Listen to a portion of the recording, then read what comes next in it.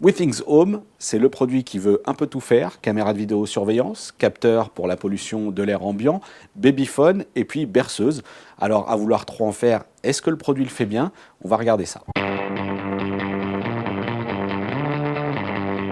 On va rapidement passer sur l'installation, elle est très simple à opérer.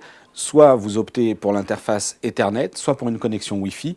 Toute la configuration passe par l'application. Pour l'instant, eh bien, c'est la première critique exclusivement compatible iOS, donc smartphone ou tablette. L'application Withings Home sur Android serait en cours de développement. Il y avait une spécificité d'abord qu'on voulait vous montrer sur ce produit, eh bien, c'est ce capot qu'on peut enlever. Là encore, l'idée, c'est de pouvoir varier les coques, ici imitation bois, pour l'associer, en tout cas la marier au mieux avec votre mobilier. Autre point fort, la qualité donc, de l'application, même si elle n'est pour l'instant compatible qu'avec les produits Apple, elle a le mérite d'être fluide, réactive, assez claire à utiliser, donc de ce point de vue-là, pas de problème.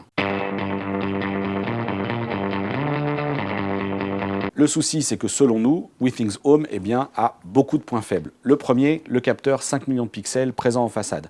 S'il promet une image Full HD, en pratique, c'est souvent très pixelisé. C'est vraiment pas très joli, y compris sur la vision nocturne, où finalement la portée est de seulement quelques mètres. On l'estime à peu près à 3-4 mètres. Au-delà, vous ne verrez plus rien.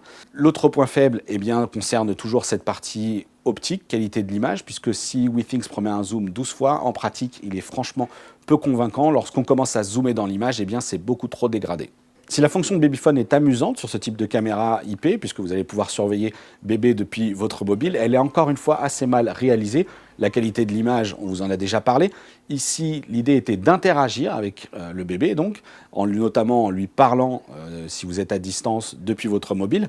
Le problème, eh bien, c'est que la qualité du haut-parleur qui est présent sur le dessus n'est pas assez puissante et que finalement, on n'entend pas grand-chose lorsqu'on parle.